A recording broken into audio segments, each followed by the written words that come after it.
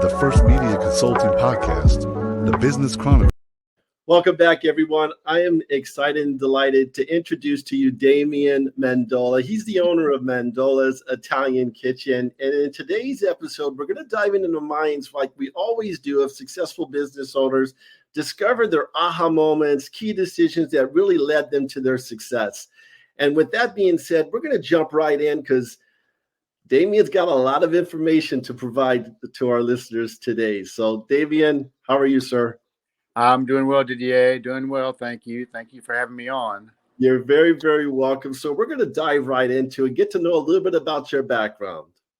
Okay. My pleasure.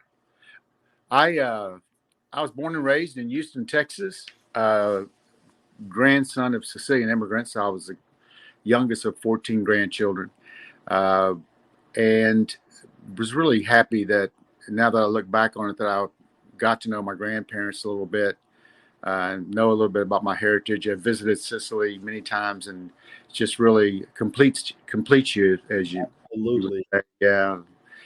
Anyway, was going to school in Huntsville, Texas, which is about an hour and a half north of Houston on I-45, and old school, named after, of course, one of the founding fathers of Texas, Sam Houston. And about to graduate, I was in Houston, my hometown, for a wedding, and a friend of mine went out to dinner afterwards. His name is Nash D'Amico. He's still around. And Nash said, "Man, what are you going to do when you get out of school, when you graduate?" I had about 13 hours left, and I said, "Nash, I have no idea." So my older brother, Tony, who was also Nash's friend and actually Nash's age, they were closer, a little bit closer, had gotten into the business. And so Nash and I, Nash, well, let's try the restaurant business. And we said, okay, we don't know anything about it, but, if Tony can do it, we can do it. So Nash said, well, when you go back, let's find a place in Huntsville in case things don't go well in Houston. We're not embarrassed in front of our friends and family. So as a matter of fact, I went back, and there was this guy that was the maintenance man for our apartment complex who lived there. And I asked him about it. And he said, yeah, Mr. Cruz, the owner of the apartment complex and other real estate in Huntsville, has this old building that was a cafe. It was the old Sam Houston Hotel. And there was a cafe in the bottom left quarter of it. And the old man retired, and he just locked it up and left the equipment in there. So he took me to see it and walked through it, and had tables and chairs, had a stove, the old Wolf Range, like a tank with a griddle on it, had a refrigerator. And so I called Nash. He came up and we went to see it, and we went to see Mr. Cruz, and we made a deal for $350 a month. Our parents each let us borrow $2,500 each from each other and from them. And Nash's wife, Melba, made the curtains, and we got the pizza oven in, and the handyman friend, he fixed up the restroom, which was just basically a toilet and sink. You could almost sit on the toilet and wash your hands and brush your teeth. Not that you would want to do that. Right. And so we opened June 16th, 1975. It was called Damien's Fine Italian Food. And, we had very small menu, like one little sheet. Spaghetti meatballs was $3.50, if that tells you anything. Yes, absolutely. Yeah. $3.50, you can't beat that. Yeah. So we did well. We were there about 2 years, and we decided, well, it's time to move back and see how, try our hand in the big city, which Houston wasn't that big of a city back then. And found a location, and we opened our second location, and we called it D'Amico's after Nash. And then Nash and I went along a couple of years, and we split up amicably. And I opened the first restaurant by myself on Smith Street, which is Midtown Houston. And Smith Street is one way, and it feeds on to Interstate 59. And so the evening traffic was quite heavy, and so I knew people would see it and want to come back and try it out. And started doing very well, built that up for a couple of years. And then I was in New York, in Manhattan, on 6th Avenue one night. I was there by myself for some reason, and I was walking down the street, and I saw a line out the door of this establishment, and it was all these pretty women, girls, young ladies. And I said, what's going on here? So I kind of edged my way up, and I looked in the picture window, and it was a small restaurant, and it had a wood burning pizza oven in it. It was very, very small, and it had uh, it was called Mezzaluna, which means half moon. Well, Mezzaluna in Italian is, of course, half moon that you see up in the sky, and it's also a cutting tool. It's had two handles, and it's shaped like a half moon, where you kind of rock back and forth and chop whatever it is you're chopping, vegetables or what have you. Right.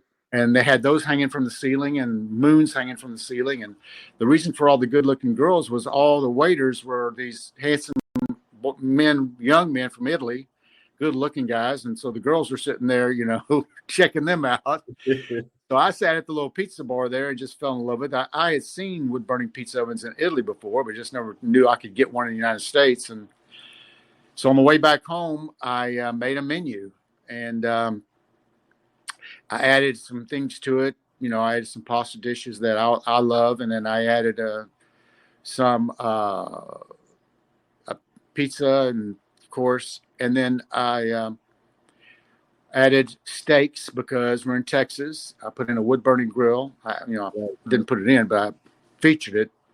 I was going to feature it, and then because we're on the Gulf Coast and we have some great seafoods, and snapper and shrimp, and of course Texas steaks. And when I got back home, I was at work the next day, and I was just thinking, well, if I've got to do this, I've got to find a partner. And because I had just opened Damien's about a year earlier, there's no way I could do both of them. So I thought about my nephew, Johnny Carrabba, and said, let me go talk to Johnny and see if he's interested. He was working for my brother at the time. And so he said, well, let me think about it. Let me talk to my mom and dad. His mom is my sister. And so the next day he calls and said, yeah, I want to do it. And I said, well, okay, well, let's go see if we can find some money. I found a location that I'd wanted for Damien's, but it wasn't, they were asking too much money for it. And this is back when Houston was suffering pretty badly because of the oil downturn. So we made a deal, Johnny and I, and he asked if we could name it Carrabba's. And I said, yeah, sure, why not? And we bought the property and got a loan, which was hard to do, bought the property, and we gutted it ourselves. And we had a guy that was a young contractor that was just starting out in business that my cousin knew, and he built it back for us. And we put it in the wood burning pizza oven, and it was history from there. Carrabba's went on. We did that one. That was on Kirby Drive, still is, the original. And Johnny has since torn down that building and built a whole new beautiful building. Then the second one was on Woodway and Voss in the River Oaks Memorial area, which is still there, doing well. My sister Rose, at 88 years old, still in her wheelchair, goes there every awesome. day at the front door. And she's the mayor of Memorial Woodway. Everybody knows her. And when I go in to see her, of course, all the time. So I moved. I was ready to get out of Houston. So Johnny bought the original two Carrabbas from me, and we had some real estate. Not only that the original Carrabba sat on, but we bought some other real estate around that. So Trina, my wife, and I moved up to a little town called Driftwood. Not even a town, Didier. It's like a village called Driftwood, Texas. It's about 30 minutes from downtown. It's near a town called Dripping Springs. Tito's vodka comes from Dripping Springs. He's a good customer at one of our restaurants. And we built a home, and we built a restaurant. It's called Trattoria Lucina. And we built a winery and a vineyard. And so did that. And then I always wanted to do this kind of, I go to New York quite a bit, and Boston, the North End, and all these little Italies throughout the Upper East United States, and go to the little Italian, side, and, the grocery, the delis with the groceries and imported tomatoes and olive oils, and the deli with the cheeses and the meats. And so I always wanted to do that, but put it all under one roof, and right. So I did that. We opened Mandola's in Austin, and we had the deli, we had the coffee, desserts, and pastries. After time went on, though, I knew those elements weren't going to make money, so I just kind of started phasing that out and just doing restaurant. And we have 4 now in Austin, doing very well. And we just opened number 6 yesterday here in Maitland. We have previous ones now. We have Riverview. We have Odessa, Oldsmar, Carrollwood, and Jacksonville. So I think that makes sense. Six. I don't know if I lost my count there. That is Damien. What a story, man. Yeah. So I've been doing it. It'll be 50 DDA. It'll be 50 years this June 16th. I've been in the business. You know what I love about having a conversation with you, man, is the fact that I can tell the passion. Oh yeah, it's still there. Everything, yeah, man. Everything's about passion, and you thrive on that, and it comes through on your personality, which I love. When I was looking at your website, something came across, and it says Damien and Trina bring you the food that they eat around their family table. That's right. Generations of Mandolas ate before them. That's and right. Italian kitchen is truly a great place to gather with friends and family. You know how powerful that is, man, bringing families together? Especially in this nowadays, That's right. The fast food, and there's restaurants, family-run restaurants are a dying breed, as you know, Didier. There's not many of us left. No, and kudos for you for keeping it consistent. And you know what makes you successful, man, is the fact that I feel like I've known you for a long time. That's why I'm talking like this. No problem. But what makes you successful is that you're bringing quality ingredients, quality food, food to your customers. Yeah. And that's why you've been successful. So I'm excited to be able to have you share this information and your success as well. So I think based on your story, and I kind of want you to share this. What is something you can inspire other entrepreneurs that you've gone through that you can give some advice to? Maybe a couple things. And I think you've shared a couple things, but just find something you love. First off, you got to be passionate about it. Does that mean it's going to be easy? No, it's not going to be easy. Right. But find something you're passionate about. Try to find the way that you can work into it, or if you can borrow money from your parents or what have you. And then, for lack of a better word, you got to work your butt off, man. You can't give up. I mean, there was times, Didier, where I literally would cry, and say, how am I going to do it? I had a good friend, a good customer who was a brilliant man, Saudi Arabian guy. And I called him, I said, Saud, what am I going to do? He said, well, man, first thing you got to do is you got to pay your employees. And he said, you got to pay your taxes. So what you do is you call your purveyors and you tell them, listen, if you cut me off, I can't pay anybody, much less you. So you have to ride with me. I'm going to pay you. I'm going to get there. And so I just worked, man. I worked from 7 a.m. till 1 a.m, closed the place down, closed on Sundays. There was at D'Amico's, I had a little, the bar was like a 2-step up bar, and there was a little love seat in there. And so I'd lock the door at 2:00 after lunch, and we closed from 2 to 5:30 or so. And I'd get an apron, and I'd get a roll of towels from the linen company, and I'd put it under my neck, and I'd get an apron and throw it over me, and I'd lay on that little love seat. Well, the love seat's not very wide, so my neck was up, bent. And my legs were hanging over the other arm, and I'd take a little hour power nap, and then wake back up and get back to work. Worked 18 hours a day, and but it paid off. Carrabba's came around. I was very fortunate. I had a great product, grew it to over 200 restaurants, and now I'm still doing it. It's something I love, and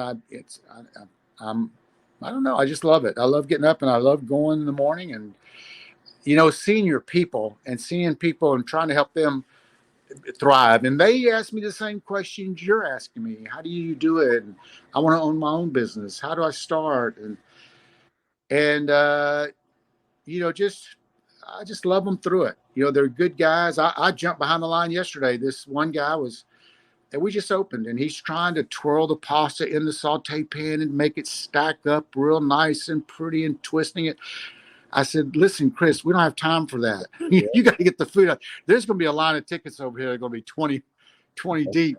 That's right. Said, you got to get the food in the plate. So I walked back there and I cooked the pasta, spaghetti and meatballs with him. And I tossed it to sauce, and I got it out of the skillet, put it on the plate, and piled it up a little bit, put 2 meatballs on it, sauce on top, and boom, it was out. It would have taken him 30 minutes. It took me 3. So, Damien, this is so powerful, man. yeah. So I mean, it's been great to me. Yeah, no, it's so powerful to hear, your background and how you've taken all these concepts and these ideas and brought it into something that's very traditional. Thank you. So you're very welcome. So what's the best way our listeners can get a hold of you? Can you provide information? Yes. So if you go online, you go to Mandola's Italian Kitchen, and it'll show all of our locations in Texas and in Florida. You can email me at dmandola@mandolas.com.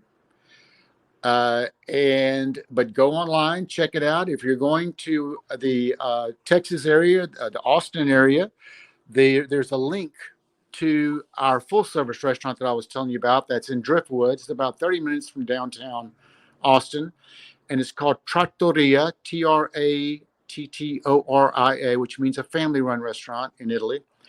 Lisina, Lisina, Trattoria Lisina. Beautiful, start of the hill country, full service bar, great wine list, osso buco, veal, roasted chicken. Oh, you're making me hungry, man. Oh, incredible. Homemade pasta. It's just everything is cooked to order. It's you feel like you're in Italy. You feel like you're in the hill country of Tuscany. You really do. Well, that's awesome. And you also offer catering as well. We do a big catering. We do great catering. We do great in Texas, and we're working on it here in Florida and starting to pick up. You just got, it's something that you build just word of mouth. That's been my whole career, Didier, is word of mouth. That's what gets you there. You can have I've always said, you can have all the billboards and television that you want to blow your money on. But if you walk into the place and it's nasty food and it's dirty and the restroom is dirty and the people are snarly, that's not going to do you any good. Your best advertising, I've always said this, is in those 4 walls. Absolutely. In those 4 walls, taking care of your customers and providing a great product, hot food, hot, cold food, cold, great people, neat people, clean restrooms, and a smile. That's it. That's what gets you there. No, and it seems like all those ingredients. There you go, man. It's like a recipe. It's a recipe. It's the recipe for success. All right, buddy. Well, thank you so much. Thank you, Didier. Hopefully we can have you again back on the show in the future. Love to be there, man. Thank you so much. You're very welcome. Thank you for tuning in to First Media Consulting Podcast. If you enjoyed the podcast, subscribe today. To nominate a business you would like to recommend to be on our show, go to firstmediaconsulting.com or call